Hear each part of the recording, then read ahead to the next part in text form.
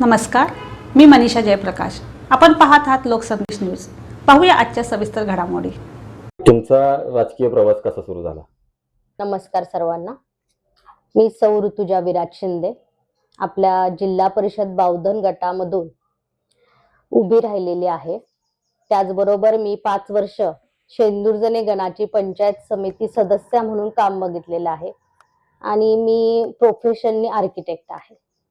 राजकीय प्रवास तसं बघितलं तर माझा लहानपणापासूनच सुरुवात झाली की माझे वडील खटाव तालुक्याचे सभापती म्हणून काम पाहिलेलं आहे त्यांनी. त्याचबरोबर लग्न झाल्यानंतर माझे सासरे रतनसिंह शिंदे आणि माझे पती विराज शिंदे हे दोघंही त्याच फील्ड मध्ये असल्यामुळे तो एक राजकीय वारसा लहानपणापासून लग्नानंतरही तसाच चालू राहिला. तुमच्या राजकीय आणि वैयक्तिक आयुष्यात तुमचा आदर्श कोण आणि का? आदर्श बघायला गेलं तर नक्कीच मी हे सांगेन की आपल्या देशाच्या आपण ज्यांना आयन वुमन म्हणतो इंदिरा गांधी यांच्याकडे बघूनच ते आता झालेल्या आपल्या महाराष्ट्राच्या पहिल्या उपमुख्यमंत्री सुनेत्राताई यांच्यापर्यंत ज्या ज्या महिलांनी या क्षेत्रामध्ये म्हणजे फक्त ह्याच नाही, मग आपल्या जिजामाता असतील, राणी लक्ष्मीबाई असतील, ज्या आपल्या महिला ज्या महिलांसाठी लढल्या, आपल्या समाजासाठी लढल्या, त्या सर्वच माझ्या आदर्श आहेत. राष्ट्रवादी पक्षाची विचारधारा तुम्ही का निवडली?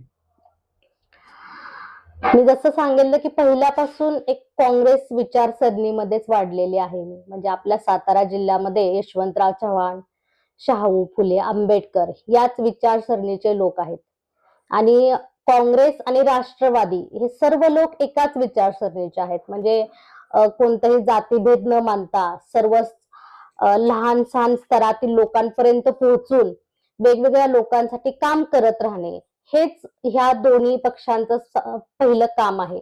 तर सेम विचारसरणी असल्यामुळे मी या पक्षात आले. एक सुशिक्षित आणि तरुण उमेदवार म्हणून राजकारणाकडे पाहण्याचा तुमचा दृष्टिकोन कसा आहे? पहिले असं म्हणतात की जुन्या काळी खूप आमचे वेगळं पॉलिटिक्स होतं आणि आता लोक म्हणतात की तुमच्या वेळी आता खूप वेगळं पॉलिटिक्स झालंय. तर दोन्हीचा एक मध्य साधून कशा प्रमाणे लोकांची सेवा करता येईल असाच विचार मी नेहमी करते. बावधन जिल्हा परिषद गटातील सर्वात मोठे 3 प्रश्न कोणते आहेत जे तुम्ही प्रथमतः प्राधान्य देणार आहे सोडवायला? सगळ्यात पहिल्यांदा वैद्यकीय सुविधा. जसं की आपण आपल्या बावधनमध्ये एक प्रायमरी हेल्थ केअर सेंटर आहे, पण त्याची म्हणावी तशी डेव्हलपमेंट अजूनही झालेली नाहीये. म्हणजे सोनोग्राफीसाठीही आपल्या महिलांना वाईमध्ये यावं लागतं, ते पण पैसे देऊन. तर एक मोफत सोनोग्राफी सुविधा, वेगवेगळे जेवढे औषधाचं प्रमाण तिथे वाढवता येईल, अद्ययावत मशिनरीज कशा आणता येईल हेच मी पहिल्यांदा बघेन. दुसरं शैक्षणिक व्यवस्था. कारण की जर आपल्याला एक आपले ग्रामीण आणि शहरी दरी कमी करायची असेल तर आपल्या मुलांना एक शैक्षणिक स्तर कुठेतरी वाढला पाहिजे. तर त्यासाठी काय करता येईल का? आणि तिसरी आपल्या मकरंदाबांनी इथे खूप कामं करूनच ठेवली, म्हणजे केलेली आहेत, खूप बऱ्यापैकी प्रगती झालेलीच आहे सगळी. पण त्यांच्या साथीने त्यांच्या नेतृत्वाखाली आपले दळणवळणाची साधनं जेवढी डेव्हलप करता येतील आणि आपले लोक शहरातील लोकांपर्यंत पोहोचून अजून आपल्या भागातली कशी डेव्हलपमेंट करता येईल हा नक्कीच मी विचार करेन. या भागातील पाणी प्रश्न, रस्ते आणि वीज या मूलभूत सुविधांबाबत तुमची काय रणनीती आहे? पाणी प्रश्न आणि रस्ता आपले जे आपल्या महाराष्ट्राचे मंत्री आहेत आदरणीय मकरंद आबांनी बऱ्यापैकी आपल्या भागामध्ये हे सगळ्या व्यवस्थेची जेवढी लोकांना गरज आहे तेवढी नक्कीच पूर्ण करण्याचा प्रयत्न केलेला आहे. पण त्यांच्या नेतृत्वाखाली अजून जिथे जिथे मांढरदेवच्या पठारावरती आपल्या भागामध्ये किंवा इकडे बावधनच्या भागामध्ये आपल्या शेतजमीन जेवढी ओलिताखाली आणता येईल, मांढरदेवला जेवढे पाणी पुरवठाही करता येईल तेवढं नक्कीच त्यांच्या मदतीने किंवा त्यांच्या नेतृत्वाखाली करण्याचा प्रयत्न करेन. बावधन परिसरात पर्यटनाच्या किंवा कृषी उद्योगाच्या अनेक संधी आहेत, त्यासाठी तुम्ही काय प्रयत्न करणार आहात? बावधन मध्ये म्हणाल तर आपले आपल्या सगळ्यांनाच माहितीये पाचगणी महाबळेश्वर एवढं जागतिक वारसा लाभलेलं एवढं चांगलं टुरिस्ट स्पॉट आपल्या जवळ आहे. तर आपण त्याचा नक्कीच फायदा करून घेतला पाहिजे. त्यासाठी वेगवेगळे जेवढे कृषी उद्योग वाढवता येईल किंवा आपल्या जे अम्युजमेंट पार्क असतील, वॉटर पार्क असतील किंवा अशा पद्धतीचे काही उद्योग करता येईल का, ज्यामुळे महिलांना पण आणि आपल्या तरुणांनाही रोजगाराच्या संधी उपलब्ध होतील, अशा माध्यमातून आपले टुरिस्टही अट्रॅक्ट होतील आणि आपल्या भागाला रोजगारही मिळेल, असं काही करता येईल का? नक्कीच बघेल. ग्रामीण भागातील जिल्हा परिषद शाळांची परिस्थिती आता सर्वश्रुतच आहे. मात्र त्याचा दर्जा सुधारण्यासाठी आणि डिजिटल शिक्षण पोहोचवण्यासाठी तुमची काय योजना असेल? आपण पंचायत समिती सदस्य असताना बऱ्यापैकी बरेच वर्ग डिजिटल स्केल करण्याचा प्रयत्न केलेला आहे. त्याचबरोबर आपल्या महायुती सरकारने आता सीबीएसई बोर्डचे नवीन अभ्यासक्रम आपल्या जिल्हा परिषद शाळांमध्येही राबवण्याचा सुरुवात केली आहे. त्याच्या माध्यमातून जेवढा लवकर आपल्याला ती एक पद्धत आपल्या इकडे आणता येईल आणि आपला मराठी, आपण जसं म्हणतो की अरे आपण मराठी आहोत तर इंग्लिशची काय गरज आहे, नाही, इंग्लिश आपल्याला जागतिक स्तरावर पोहोचायचं असेल, उच्च स्तरावर पोहोचायचं असेल तर इंग्लिश लँग्वेज ही तेवढीच महत्वाची आहे. तर आपल्या मुलांनाही त्याचे आधीपासून कसे धडे मिळतील, त्यांचे कशा पद्धतीने त्यांना त्या लँग्वेज मध्येही आपल्याला परफेक्ट बनवता येईल, याचा नक्कीच आपण विचार करूया. या गटातील महिला बचत गटांना केवळ कर्ज न देता त्यांना हक्काची बाजारपेठ मिळवून देण्यासाठी तुम्ही काय करणार आहे? आता बघा, आपल्याकडे खूप बचत गट आहेत. लहान मोठ्या उद्योगांमध्ये आपल्या महिला बऱ्यापैकी पोहोचलेल्या आहेत. आपण 35% अनुदान सरकारतर्फे महिलांसाठी मिळतं आणि बऱ्याचशा योजना सरकारच्या तिथपर्यंत पोहोचतही नाहीत. तर सगळ्यात पहिल्यांदा आपण ते पोहोचवण्याचं काम करूया. त्याचबरोबर जेवढं आपल्याला जसं की आता आपण बघतो की बऱ्याच ठिकाणी आहेत, म्हणजे समजा पुण्यामध्ये बघितलं तर एक एक बाजारपेठ उपलब्ध आहे. सातारलाही आपल्या इथे एक्झिबिशन्स होतात. ओके, जागतिक स्तरावरती एक्झिबिशन होतात. तर तिथे कशा आपल्या महिला उद्योजिका पोहोचतील किंवा नवीन नवीन पोर्टल्स अमेझॉनच्या माध्यमातून ज्या ऑनलाईन सेवा आहेत, जिथे कुठे जायची गरज नाहीये, तर ऑनलाईन सेवेच्या दृष्टीनेही आपण महिलांना त्याचा एक माहिती देऊया आणि तिथून सुरुवात करूया. नक्कीच. तुम्ही पेशानं आर्किटेक्ट आहात. एखाद्या इमारतीचा प्लॅन आणि मतदारसंघाच्या विकासाचा प्लॅन यात तुम्हाला काय साम्य वाटतं? सगळ्यात पहिल्यांदा जेव्हा आम्ही आर्किटेक्ट लोक प्लॅन बनवतो तेव्हा सगळ्यात पहिल्यांदा तो कच्चा कसा बनवतो आणि त्यानुसार तो कच्चा पूर्णत्वाकडे पक्का होईपर्यंत लक्ष घालतो.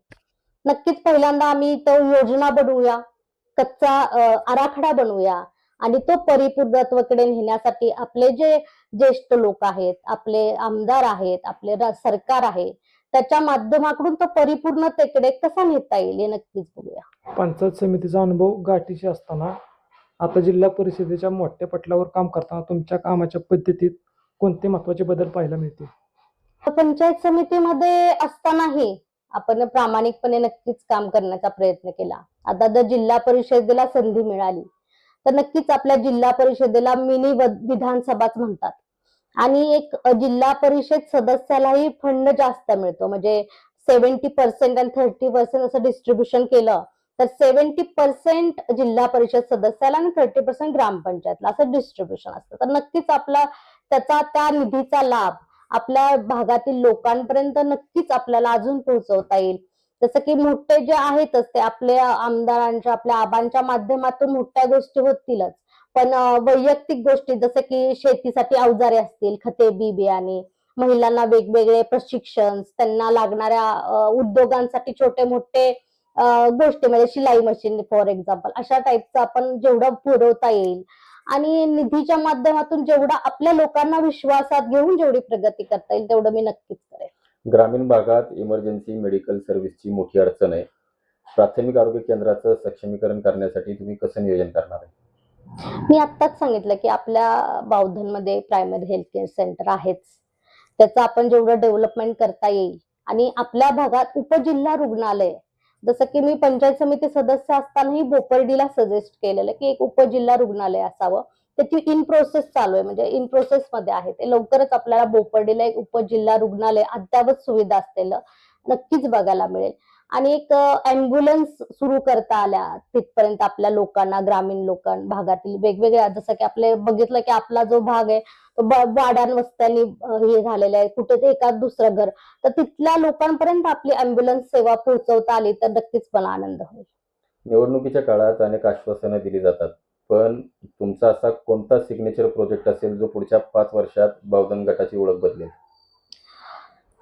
खरं तर आश्वासन द्यायला मला आवडत नाहीत, पण मी जसं सांगितलं की अद्ययावत एक उपजिल्हा रुग्णालय, त्याचबरोबर मला एक पर्यावरणाच्या दृष्टीने की जे प्लास्टिक आहे, ओके, ते रिसायकल करून त्याचे वेगवेगळे प्रोडक्ट्स बनवणे, आपण एक सुरुवातीला एक छोट्या माध्यमात परखंडी येथे सुरू करण्याचा प्रयत्न करत आहोत. तर मोठ्या प्रमाणात कसं सुरू करता येईल, जे पर्यावरणालाही हानी न पोहोचवता आणि तो प्लास्टिक जे आहे तेही रियूज होऊन त्याचे काहीतरी प्रोडक्ट्स बनतील. राजकारणात अनेकदा घराणेशाही किंवा प्रस्थापित विरुद्ध नौके असा संघर्ष असतो. एक तरुण महिला नेतृत्व म्हणून तुम्ही या आव्हानाकडे कसं पाहताय? खर तर तो जमाना गेला असं मी म्हणेन की आता असं कधीच होत नाही की हा घराण्याशाहीचा आला, म्हणजे त्यांच्या कुणीतरी आजी आजोबांनी करून ठेवलं तेच नेतृत्व गुण खाली कुठल्या तरी लोकांकडे येतील असं नक्कीच नाहीये. पण तेच आपण जर बघितलं की नवीन कोणतरी असेल आणि त्याच पद्धतीने तडपतेने काम करत असेल, तर मला वाटतं लोकांना अशीच लोक आवडतात जे आत्ता काम करतात. त्यावेळी कोणी काय करून गेलं हे आत्ताचे लोक पकडत नाहीत आणि मला वाटतं तसं करूही नाही. आता जी सिच्युएशन आहे ती लोकांनी ऍक्सेप्ट करावी. तुमच्या समोर असलेले विरोधक वारंवार पक्ष बदलून सोयीचं राजकारण करून निवडणुकाला सामोरे जात आहेत. अशा निष्ठाहीन राजकारणामुळे बावधनच्या विकासाची गती मंदावली असं तुम्हाला वाटतं का?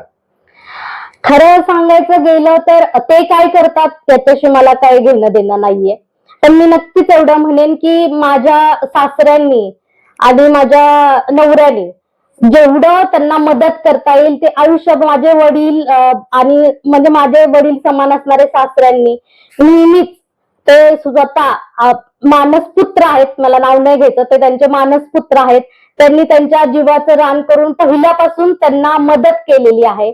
आता एकच संधी त्यांनी मागितलेली स्वतःहून, पण मला अत्यंत दुःख होत आहे की सांगण्यासाठी की त्यांनी तेवढंही न करता शेवटी आम्हाला असा निर्णय त्यांच्या विरुद्ध म्हणजे त्याच लोकांविरुद्ध उभा राहण्याचा निर्णय घ्यावा लागला. पवार साहेबांच्या विचारानं मोठी झालेली ही माणसं आज त्यांच्या विचारांच्या विरोधात उभी आहेत. ही वैचारिक लढाई आहे की निव्वळ सत्तेसाठी लाचारी आहे असं तुम्हाला वाटतं?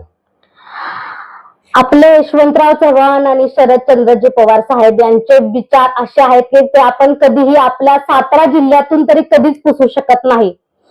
पण त्यांच्या वैचारिक विचाराच्या विरुद्ध असणाऱ्या पक्षामध्ये जाऊन नक्कीच त्यांनी काय साधलं हे मलाही माहित नाही.